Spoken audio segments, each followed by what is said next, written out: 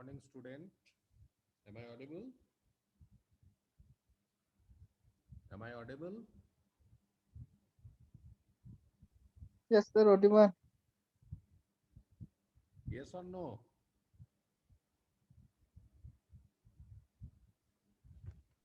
Am Yes, I sir. audible? Audible, sir, audible. Okay, fine. Now,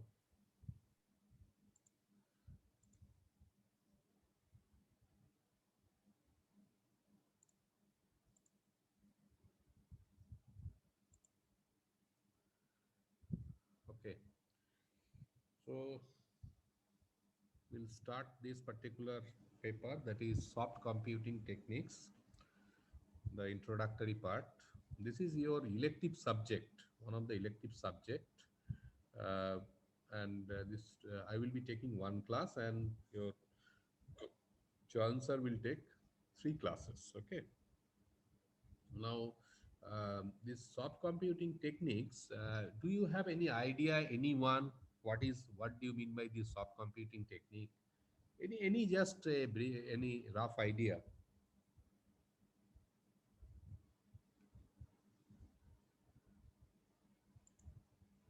Anyone? Have you heard the name the soft computing? I'll not mind if you have if you tell anything. Okay, any just a rough idea on this particular subject.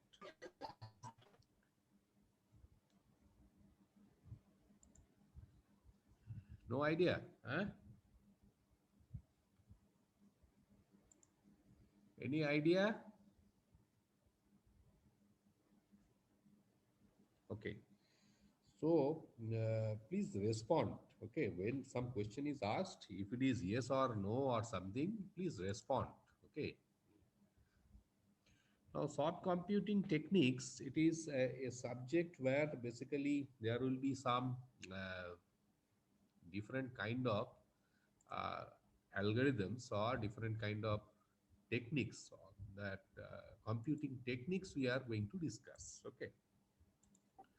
So first of all, we'll know what is the meaning of this particular soft computing. We'll first understand that thing and then we'll proceed that. Just a minute, I will minimize this thing.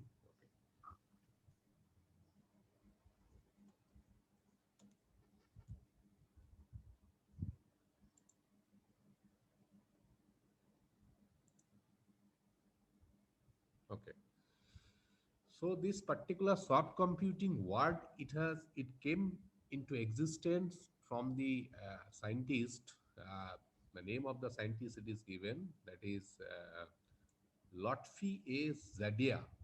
Okay, he's the pioneer of this field, and it was basically came into the existence in 1990s. Okay, this particular word, the soft computing.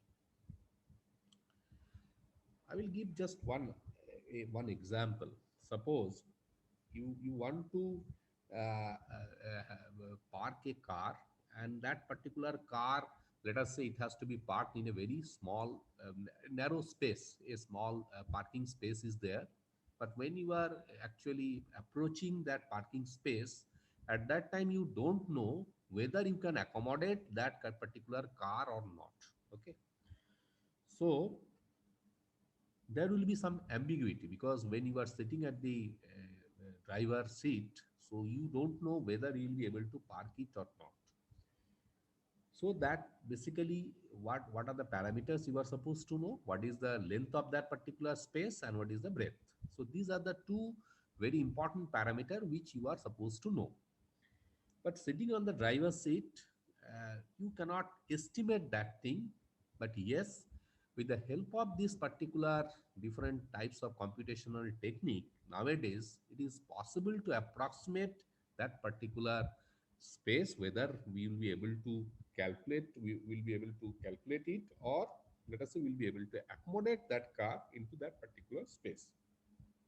So that is a kind of, let us say, the computation which will be done internally by the computer, or let us say a small computational chips. So that will basically do this calculation, and it will tell to the driver, yes, it is possible to park on that particular space. So this is just one example. There are many examples. Let us say, suppose in a company there are many employees they are working, okay, and the company is running on loss. So at that point of time, the company will think about that there should be some unexpected expenditure which is actually committed by the company. So there will be some uh, kind of, let us say, reduction in the cost, okay. So what are the cost has to be minimized, that particular thing has to be calculated. Now, with the help of this kind of subcomputing technique, that particular computational technique will tell to the employer that these are the possible areas where you can basically do the, let us say, the cost reduction, okay. So there are multiple examples, multiple things. First I will just go into step by step, and then you will understand. Now, first question, what is the soft computing? It can be answered from various perspectives: its methodological traits, problem solving abilities, constraints, and so on. So when we approach any, let us say, computational techniques, only we there are two ways. One is the, let us say, there will be some maximization of the problem, or there will be some minimization of the problem. So this particular thing, these two areas are basically broadly, there are two areas. One is the maximization, another is the minimization. Now, this maximization and minimization, it depends on the type of problem. The type of problem you will handle at that particular point of time. So, which kind of problem that particular technique will handle, it depends on that. So we'll come into the discussion that what are the techniques available, where we'll apply which type of technique, what is the advantages of those techniques. So gradually we'll introduce those things. And when we'll deal with many kind of this computational techniques, there will be some constraints into the problem, okay. It is not like that it is an unconstrained kind of thing. There will be some constraint into the problem. So what do you mean by constraint? Anyone can give any idea what is the meaning of the constraint? Anyone? In any, let us say, in your, let us say, mathematical study, or let us say whatever subjects you have taught, you just tell me one example where you are doing similar kind of, let us say, attempt, and there are certain constraints are also there. Anyone?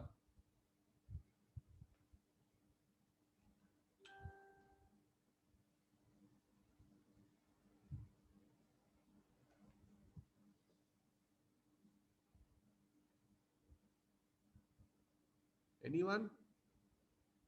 See, if you are not interacting, then I will also be silent. Then you have to be silent at that time. I cannot, let us say, discuss like that. Okay. You have to interact. At least you have to tell that, yes, I know this thing, and this is our area of concern. This is not like that. You will just be silent. Okay. You tell me one example of constraint in your day-to-day life. Let us say, you can tell me that this is a example of a constraint.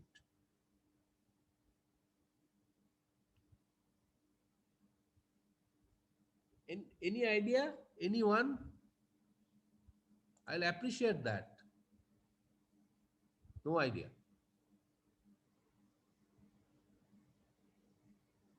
Okay. So let us say during this COVID situation, what we are doing, we are bound to take your, or let us say, this teaching learning process, we have converted into the online mode. Okay. So what is our concern? Our concern is the teaching learning process. That is the your theoretical subjects, your practical subjects. Those are the basically our objective, that those courses has to be taken through this online mode. But the what is the constraint? As per the government guideline, you are not supposed to come to the college. You have to stay at home, and from your home you have to attend all the classes. That is the your constraint. Now this example is clear. Yes, sir. Yes, sir. Okay, so this is the kind of example where this is basically which will imply that this is a constraint. So in fact, a complete understanding of the term soft computing is possible only when all these perspectives are taken into consideration. So we'll understand that. So the term soft computing consists of two words, soft and computing. Assuming that we have a fairly good idea of what computing is, let us focus our attention on the remaining keyword, soft, which is opposite to hard. So we know that from the our common sense that the computing. So the word computing, it is familiar with you, yes or no? You know many various types of let us say calculation, there are various types of computation. Okay, so you did it. Okay, already you did it in your study. See, in MATLAB, you have used MATLAB in your study till let us say your fifth semester. Have you used MATLAB? Yes, sir. Huh? Yes, Yes, sir. sir. Yes, sir. Yes, sir. So that means in MATLAB, what you are doing, whether you are doing any computational technique, you are applying any computation in MATLAB. Let us say you are doing some calculation. So you are writing formula and you are giving some value, and it will give you some in return. It will give some your the value of that particular formula. Okay, so that is basically computation you are doing. Now the point is there are many kinds of computation because in engineering, let us say most of the let us say 80% or 90% subjects, there are all the subjects it relates with the or it deals with the some kind of computation. Now, the term which is coming as the soft. Now, soft means there will be something which is related with the word which is opposite to hard. Now, what is hard? So, we'll come to those points gradually. So, taking a cue from the words closely associated with the hard and soft, we may expect that soft computing somehow relates to the flexibility, imprecision, inexactness, vagueness, randomness, non-determinism, and so on, either as computational process or the computational problems they try to solve. So that means there are some techniques which is having some kind of flexibility, or it will deal with kind of imprecision or inexactness, vagueness, randomness, non-determinism. So there are several words. So basically we know that let us say sometimes we tell that now it is too cold, but we are not expressing what is the temperature of the environment. We rather say it is too cold or it is too hot. So the word is vague. Too hot, it is not clear. Okay, what is the temperature? What is the atmospheric humidity? So those parameters are not known. But yes, when we will deal with, but yes, you can tell that if we measure that, we'll be able to measure it. But there are some kind of situation where we are actually dealing with the vagueness or inexactness, some kind of randomness is there, or it cannot be determined with the help of simple technique. On those cases we are going to apply this soft computing technique. Now we'll gradually understand this thing. So what is soft computing then? It is not a single computational technique. So there is no such single computational technique is there. So we can tell that this is a soft computing technique. There are multiple computational techniques which is available in literature, and it is gradually developing also. It is not like that it is already developed. Till date there are many soft computational techniques. It is available in the let us say literature or in the various peer reviewed journals. You can go get those things. So if you simply search in the let us say in any pioneer peer reviewed journal like maybe IEEE or Elsevier or maybe Taylor Francis or maybe Wiley, so there are so many journals. If you type that soft computing words, you will get so many computational techniques which is available in the literature. Okay, so we'll see that thing. What is exactly the soft computational technique? So soft computing is a family of techniques with capacity to solve a class of problems for which other conventional techniques are found to be inadequate. Now I will take this particular word and I will just explain that. First of all, let us say a mathematical equation is there. That mathematical equation may not be differentiable at a particular point. That that particular function is not continuous. It is non-differentiable at a particular point, maybe multiple points also. In those cases, let us say if you have to solve those particular problem, the conventional techniques, let us say the differentiation or the integration, those techniques, we know those techniques, but those techniques cannot handle those particular problems. In those problems, we need to take help of these soft computational techniques. So we'll gradually enter into the detail, because the problem is there are certain problems, those problems can be solved with the help of these various soft computational techniques. Now, the principal components of soft computing as on today includes fuzzy system. Have you heard this fuzzy system? Anyone? Anyone from your batch? What is fuzzy system? This fuzzy word. Nowadays, that your let us say this washing machines, they are also having, they are based on this fuzzy logic. Sometimes that they are the companies advertising that here it is a fuzzy logic based.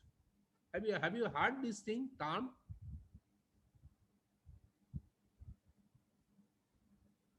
See, this silence is a very dangerous thing. I will not I'll not be able to understand you. You know a basic thing of the this. Maybe you have heard something. No, please tell me. We don't know.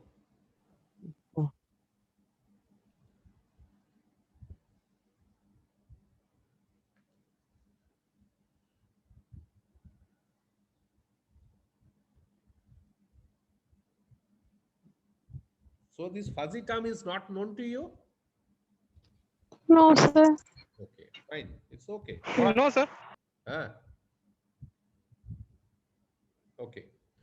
So this fuzzy system, there are various kinds of fuzzy systems. It deals with the fuzzy set theory, then fuzzy logic, then fuzzy inference system, etc. Then there is one more. There are many kind of evolutionary or let us say subcomputing techniques like the rough set theory, artificial neural network,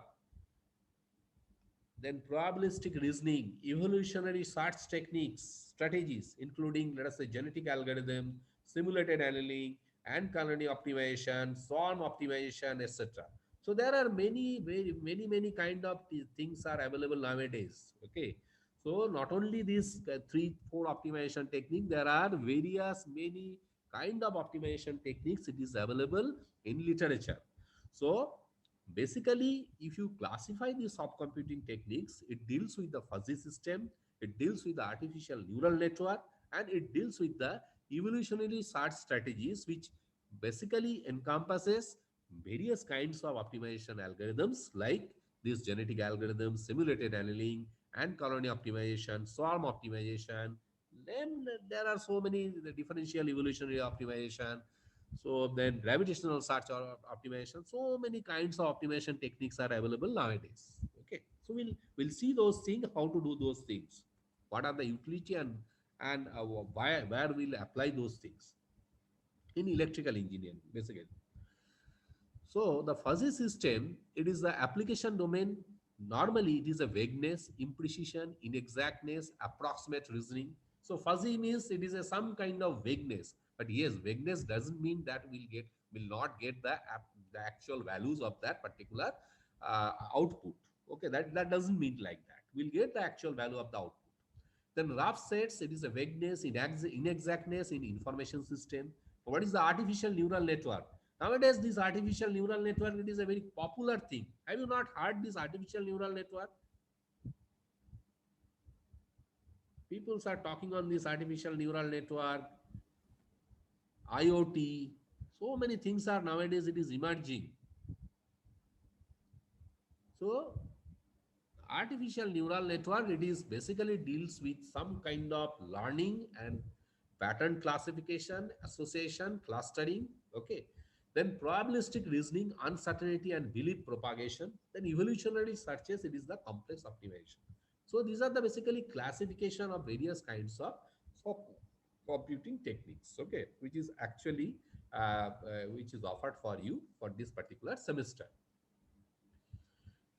Now, it should be noted that while each of these techniques can be applied in isolation to solve problems of related domains, they can work together. The fact is, soft computing is not just a collection of several techniques, but is a family of highly interacting and complementary techniques. So we can understand from the what this particular table when it is shown that these are the different areas of the soft computing techniques like fuzzy, artificial neural network, then evolutionary searches. But it is not like that. They are having some cross disciplinary application like for example fuzzy artificial neural network, fuzzy let us say any evolutionary technique, fuzzy PSO, particle swarm optimization based let us say problem. Okay, then ANN and maybe evolutionary searches. So these are basically combination of various kinds of subcomputings are also nowadays available. Okay, because the problem is very very complex. When we will actually understand what is the problem we are going to solve, so the technique which we have to apply in those cases should be sufficient enough. It should be intelligent enough. Okay, nowadays everything is now intelligent. We are making the machines intelligent. So how to make the machine intelligent? We need to train those machines in such a way with the help of some techniques. Those techniques will actually do the task what the human is supposed to do. So in the particular in result, what we'll get the some precision or some kind of knowledge which will be imparted into the machine. The machine will do those tasks. Okay, so basically the machines are nowadays it becomes a smart one. So for example, your mobile phone, your smartphone, it is a smartphone is basically it is intelligent enough. So you are asking something to do with the smartphone. So smartphone will understand that you will click on a particular let us say icon, and you want to do some task on that particular icon. So your smartphone will help you on that particular task. So how it is doing, it is already the program is inbuilt into that particular chips, so that the whatever task you are supposed to do, it facilitates when you are actually want to do that particular task. Okay, have you understood that what is the soft computing is a very preliminary idea? Anyone can share what you have understood basically,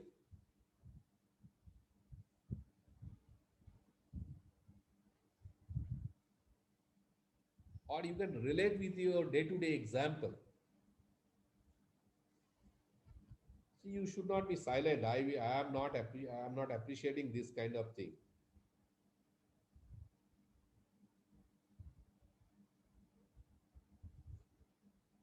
What is soft computing? Now you have to tell.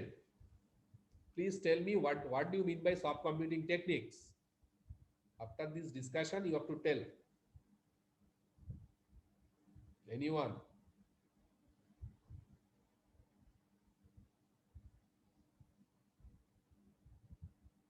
What is soft computing techniques?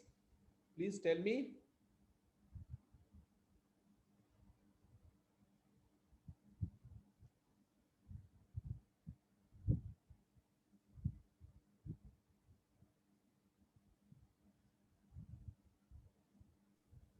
Sir, say it is a group of technique Yeah. which it is a group of techniques. By using this, we can solve different types of problems like artificial and etc. Yeah, it is a different kind of intelligent techniques which we can Techniques, yes, sir. apply in day-to-day complex problems. Day-to-day complex problems, which will actually intelligently it will calculate those problems and it will provide the solution to the humans. So we need to train the particular let us say equipments. So how we can train it? We'll apply this kind of technique. Okay. Thank Yes, you, sir. Beta. Thank you. So now we'll see what are the areas where there are some cross-disciplinary application. For instance, there is an artificial neural network generally lack certain characteristics which are present in fuzzy logic. So each technique has some its own strength. Okay, we cannot say the fuzzy logic can do everything. We cannot say the artificial neural network can do everything. So there are some problems where we need to collaborate. We need to integrate the different kind of subcomputing techniques. So on the other hand, fuzzy system cannot learn, adapt, and support parallelism. Through these are clearly present in the neural network. So neural network, it is based on some training algorithm. We need to train it. We need to train the particular system. So which is not present in the fuzzy system. So there are some kind of problem where we need to train it, or where we need to basically deal with the uncertainty. So fuzzy system, it deals with the uncertainty. So uncertainty and, let us say, the training, both are combined in a particular problem. That particular system we need to apply fuzzy logic as well as the artificial neural network. We'll see that where to apply, where we'll do this thing. We'll come into detail into this. This is a very introductory class. The first thing, what is the subcomputing techniques? What are the things are available? What is the meaning of that? So that we are going to discuss actually. We are basically discussing those points.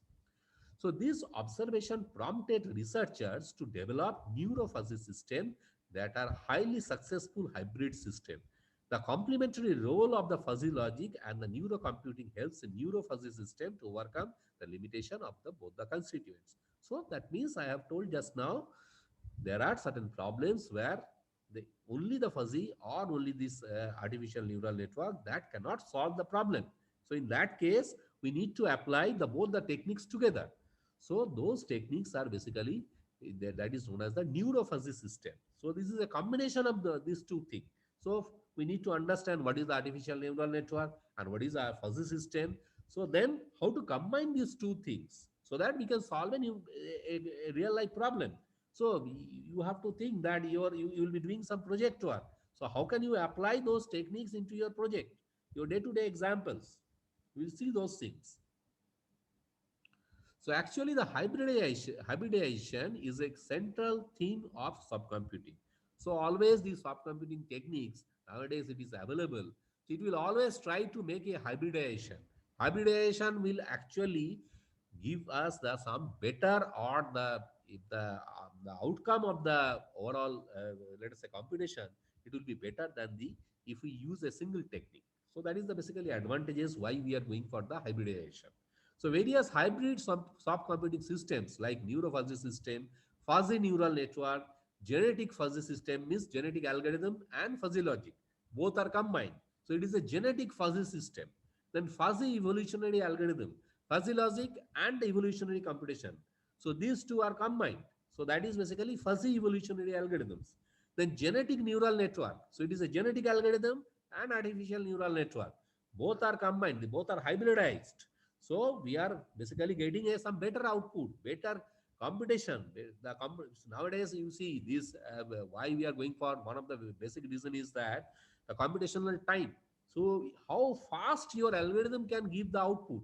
Suppose you are clicking on a, let us say, your mobile device, and you have to wait for, let us say, 5 seconds. What do you think? My system is not responding properly. My system is old. So now what will be your decision after, let us say, maybe you are using for 10 days, 15 days, 30 days. So you will definitely think of that I should change this my smartphone. I should purchase a new phone. Okay. So similarly, nowadays this computational time, it is very, very important. Nobody will wait. They don't want to wait for a single second.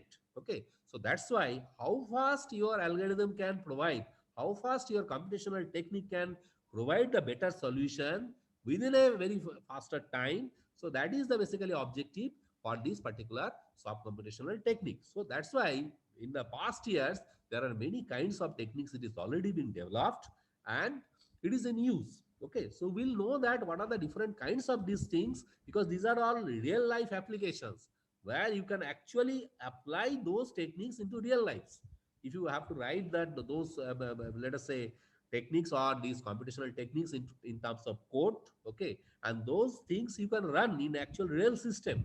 Okay, so we'll see that those things, how we can apply those things in electrical engineering. There are many problems which actually deals with the computational techniques. If you search in the, let us say, Google, that's application of subcomputing techniques in electrical engineering. So you see that many papers are available, many works are available, and nowadays also there are continuously the work is going on.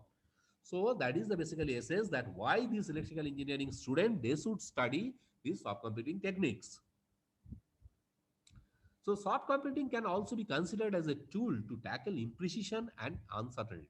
So it is obviously I told you that there are some uncertainty that has to be dealt with.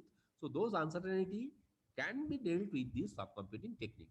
So beta, anything you doubt, you face any difficulty till this point of time, please tell me. I'll pause for let us say 1 minute. If you have any doubt, please tell me.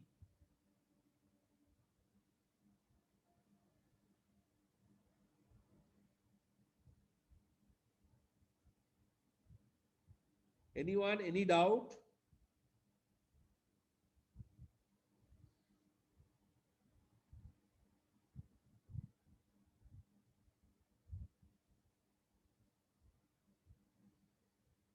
Any doubt? Anyone till this point? कोई doubt नहीं है? Please ask me questions.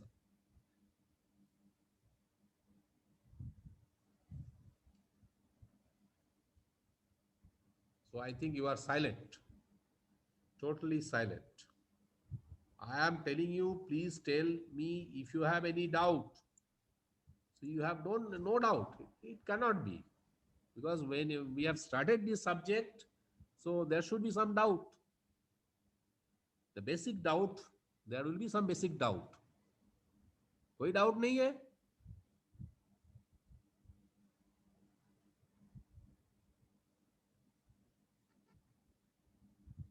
So you don't have any doubt and you don't have anything. I'm really surprised that why this kind of thing is happening. Okay, fine. So as stated by some this Jede, the guiding principle of soft computing is to exploit the tolerance for imprecision, uncertainty, partial truth, and approximation to achieve the robustness and low cost, etc. So basically, this particular technique is dealt with this kind of problems. So real life problems are full of uncomfortable characteristic due to partial, vague, noisy, and incomplete information. So normally in the real life problems, we may not get the complete information. We may not get. We are getting some let us say partial information, and based on that partial information, we have to predict that what should be let us say the value after maybe let us say 15 days. So for example, now your COVID situation, you know that COVID data. So after 15 days, what should be the COVID, let us say, infected patients. So those things can be predicted nowadays with the help of these soft computational techniques. Okay, these are the real life example. Okay, so you have certain data. You have, let us say, last 15 days data. That is the second wave COVID-19 data for, let us say, any state. Let us say Jharkhand state. And what should be the, let us say, the trend after, let us say, 10 days, after 15 days, if this particular trend is continued. Okay, so this kind of computation, this kind of calculation we can have in this particular with the help of these particular techniques, we will be able to solve it. So under such circumstances, hard computational techniques are not appropriate. So can we do some calculation? The hard computation means there will be some calculation that you are doing with the help of your, let us say, sheet. Okay, so there it is not possible that what should be that data unless and until you apply certain logic, certain thoughts, certain, let us say, information to train your system. So what is the basically we have we have certain data, let us say COVID patient data, last 15 days. Now based on that particular data, we'll train our system this way the actually the patients are infected. So if this particular trend is going on, then what should be the data for upcoming 5 days, 10 days, 15 days, any day? Okay, so those data can be predicted with the if we apply, if we train our particular any system, then we'll be able to get the output from that particular training or from particular that particular system. Basic subcomputational, what is the basic meaning of this subcomputational? ये समझ में आया? You have to tell me. Yes, sir.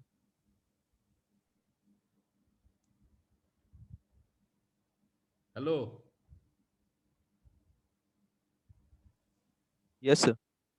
Is it clear? Basic thing. I will not mind that you know everything. That is not possible. This is a very introductory class. So basic thing is clear. If you have any doubt, please tell me. What is the meaning of SOP computation? So that should be clear to you now at this point. What is the basic meaning? A very basic meaning. Somebody asks you, do you know SOP computational technique? What is the meaning of that? So you'll be able to answer it. You know it? Is it clear? Yes, बाकी sir. किसी का कोई doubt है? Anyone? Okay.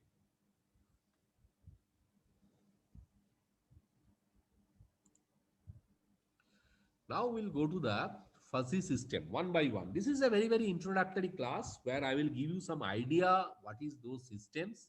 Then later on we'll take up one by one chapter. For fuzzy logic, there is a separate chapter. Artificial neural network, there is a separate chapter. Then evolutionary strategies, there is a separate chapter. So there will be so many components under that. So we'll discuss those points in detail. Okay, but this is a very introductory thing. You will understand what is there inside that. So that's all we are going to discuss now. So fuzzy set theory is an extension or generalization of the classical, occasionally referred to as a crisp set theory. So it is a set theory, all of you know.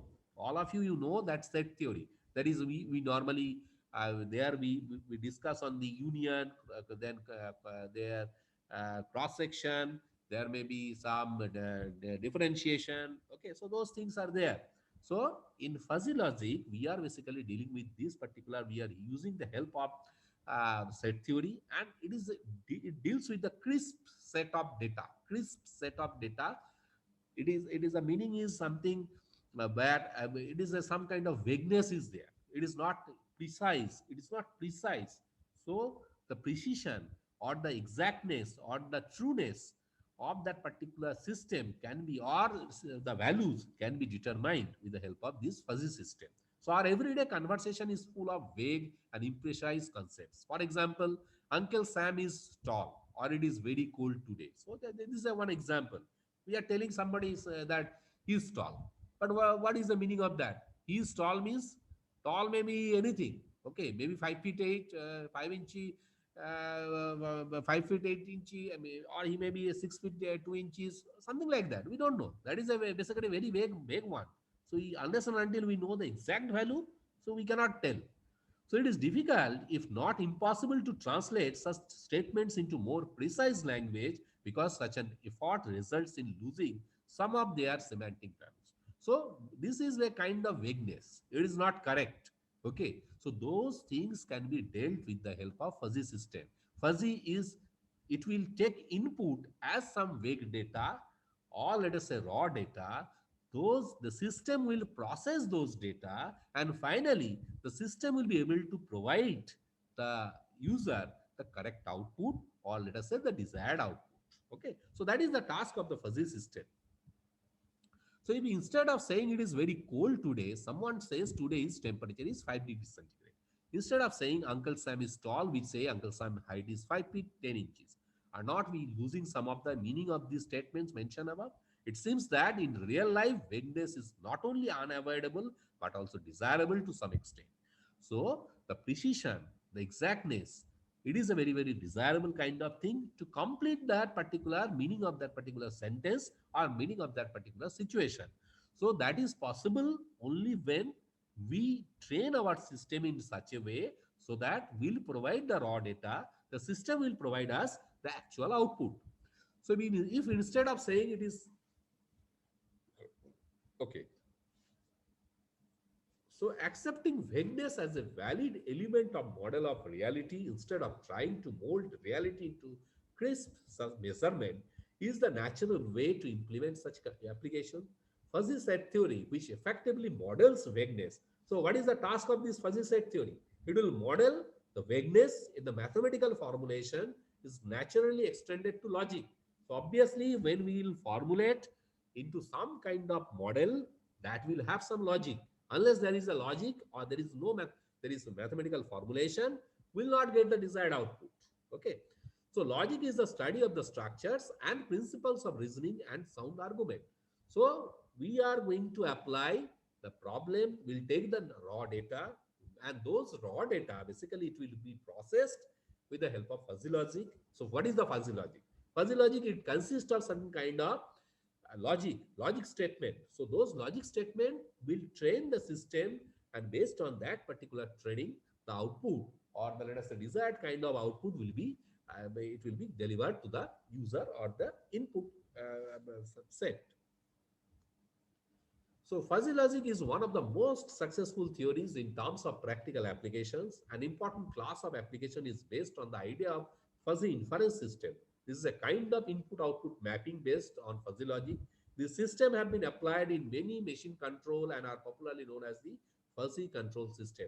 So now today you just search on the in your internet that what are the application of this fuzzy control system. So you will see that many applications are there in the fuzzy control system, and those fuzzy control systems are nowadays very popular. Okay, so you need to know certain kind of things which are actually can be applied into the practical systems. Okay, so the advantage of the fuzzy inference system is that here the solution to the problem can be cast in terms of familiar human operators. As the human experiences can be used in the design of the controller, engineers develop numerous fuzzy controllers for industrial applications and consumer products. So any doubt on the basic idea of this fuzzy system? Anyone? Please tell me. Sir, So, what is fuzzy logic? Huh? Just a minute. Please repeat better. Sir, what is fuzzy logic? Yeah, fuzzy logic, it is a kind of a logical set theory which deals with some kind of input set data, and it will process with the help of some logical statements, and finally it will give rise to a the desired output from the vague data or the raw data. Okay, so what, in a nutshell, I will tell you, you have a some vague data, raw data input. Those raw data, you know that the temperature is too cold, something like that. So we don't know that what is the exact temperature. So we need to train our system in such a way it will deliberately give us the actual value of the temperature. Okay, so this is a kind of system where we are training that system, so that trained system will deliver you the exact output of your input set of data. Is it clear? Yes, sir. Okay, fine. Thank you for asking your question, because you should clear your doubt.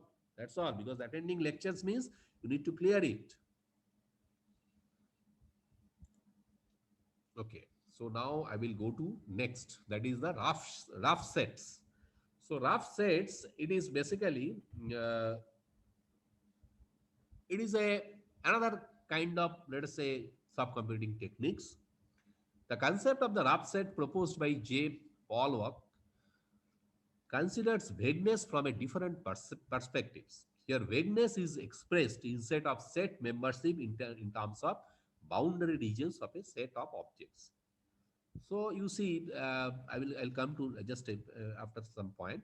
In large reservoir of multidimensional data, occasionally it is not possible to decide with certainty whether a given object belongs to a set or not. Such objects are said to form a boundary regions for the set. If the boundary region is empty, then the set is crisp, otherwise it is rough. A non-empty boundary region exists due to the insufficient knowledge to define the set with certainty. There are many interesting applications of the rough set theory, including knowledge acquisition, decision analysis, knowledge discovery from databases, expert system, inductive reasoning, etc. Okay, so I will just give a basic thing. There are so many things here written. You have a some kind of, let us say, data, or the inputs are there. Now that input, you have a certain, you are creating with that input a certain kind of boundary. Okay, let us say boundary is created. Now if the boundary field is empty, then it is a kind of crisp data, otherwise it is a rough data. Now from that boundary set of data, or the, let us say you have created a region where you know there are certain kind of datas are there, those data needs to be trained in such a way it will be giving you output on some of kind of decision, some kind of, let us say, knowledge acquisition. Basically it will behave like an expert system. It will behave like an expert system. Okay, so this is a basically rough set theory. We'll discuss in detail. Okay, this is a basically, so we need to train a system in such a way so that based on that system data, that particular system will basically act as an expert system. Okay, clear? Any doubt on the rough set? Any doubt? No. So artificial, next is the artificial neural network. It is a very introductory thing. Okay, just it is a, we are giving you just a very introductory kind of thing. Detail will discuss all those things. Now these lectures you will get, all these recorded lectures you will be getting through YouTube. Okay, so all of you please subscribe your departmental YouTube channel.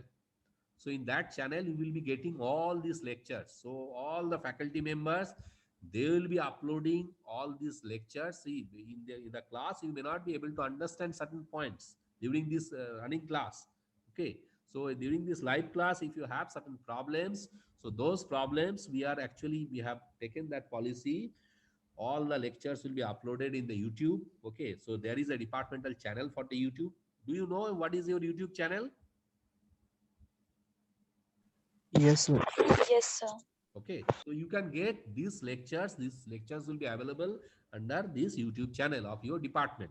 Okay, so you can refer those lectures later on also. Okay, so that's why, and thereafter also, if you find that certain doubts, you can clear those doubts with your faculties. Now, these artificial neural networks are inspired by the structure and functionality of the brain. So, brain is imitated, or it is imitated with the help of in the artificial neural network. So, we know there are 100 billions neurons. It is normally present in the human brain. So, each neuron is locally connected to its neighboring neurons. So, normally in the brain we have certain 100 billions neurons.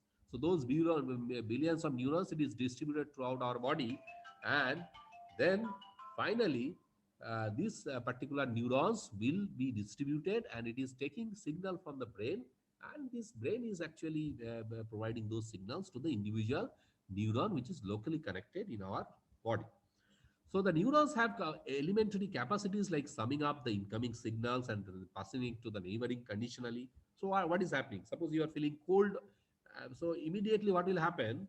Your let us say hand, means your palm, there is a neurons are there. So that is sensing that what is actually happening in the surrounding environment.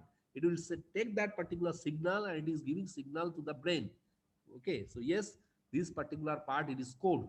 Okay, so that means neurons, they are basically collecting the incoming signals, and it is after, when it is reaching to the brain, it is processed, it is added up, several signals are added up, because simultaneously you are let us say visualizing a object, you are sensing some temperature, you are speaking something, you are hearing something. See, our body will do this kind of thing, yes or no? Multiple tasks, we are doing multiple tasks at a time. We are observing something with the help of our eye. We are, let us say we are eating something, so we are sensing the taste of the particular food. Then we are, let us say, sensing the temperature of the surroundings, whether it is cold or it is hot. Okay, so multiple tasks, it is executed at a particular point of time. So how is it possible? It is possible because the brain, the each neurons, they are collecting these particular signals, and these signals are basically added up in the brain, which will finally process that what has to be done. So here also in the artificial neural network also, we are going to create certain kind of these neurons. So it is a basically neural nets are trained by providing sample classification data over and over again, and making adjustment in their weight vectors so that they become experienced enough to classify unknown patterns successfully. So just I will take an analogy. In the brain, we have certain neurons. So here also we'll create certain kinds of neurons. Now, in the what the brain will do, it will take the signals from the various neurons, which is distributed throughout the body. Now, these particular signals, it is basically when it is processed in the brain will do certain kind of task. So here also we'll train those neurons artificially. We are creating the new. That's why it is an artificial neural network. So we are creating the artificial neurons, and that artificial neurons we are training again and again, so that that particular neuron becomes experienced enough to say that the particular output of certain kind of input. That means you are giving a certain input, the neuron is experienced enough to tell that this should be the output for a corresponding input. So like our brain. So it is basically the neural network. It is the imitated part of our brain where we are actually training the kind of neurons which is processing the certain kind of inputs, and it is delivering certain kind of output. So learning is either supervised or unsupervised. So there is a two kind of training. It is there in case of artificial neural network. So one is the supervised training, another one is the unsupervised training. So what is supervised training? So normally we will say like this: if let us say you have a teacher and who is actually taking your care regarding your study, so that is a kind of supervised learning. If you don't have your let's say guide or kind of a mentor, so you are doing your on your own. So that is your unsupervised learning. So learning with your teacher or your mentor, it is a supervised learning, and learning without teacher, without mentor, it is unsupervised learning. So we'll see those kind of thing in detail when we'll deal with this artificial neural network in detail. So when learning takes place in presence of a teacher, the learner has the opportunity to get the corrected by the teacher when he commits a mistake. This is a supervised learning. Similarly, a self-learner, in contrast, does not have a teacher, and therefore he has to identify an error as well as it get corrected all by himself. So similar learning by ANN is either supervised or it is unsupervised, depending on the availability of the training data. So depending upon the training data, this particular training will be either a supervised learning or it may be the unsupervised learning. So by training data, we mean a set of pairs of input-output vectors. So in presence of such data, the ANN can measure the deviation from the desired output values when the net is presented with an input pattern. So you have a set of input data, you will train those data with the help of ANN, and then you will get the desired output. So that is the problem which the ANN actually it will do. So supervised learning by an ANN takes place in this way. However, in the absence of such training pairs, the ANN has to adjust itself on its own. Usually some kind of competition facilitates unsupervised learning. So there are various kinds of ANN networks are nowadays available. There is a coherence self-organizing map, learning vector quantization. So these are the kind of unsupervised learning. So we'll see in detail that what are the different kind of this supervised and unsupervised learning. Okay. Any doubt on this up to this point? Any doubt, beta? Anyone? Any doubt up to this point? No, No, sir. sir. Okay, so we'll continue in next class. Okay, this particular topic. For this particular subject, I have one class that is scheduled Monday 11:30 to 12:20, I think. And then I have three more classes, I think. Three more classes. I'll be taking your power system 2. So from tomorrow onwards, I will start that particular subject. Yes or no? Okay. Yes, sir.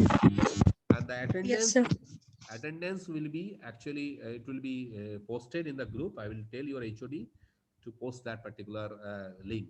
Okay, thank you. I will close this now. Thank you, sir. Thank you, sir.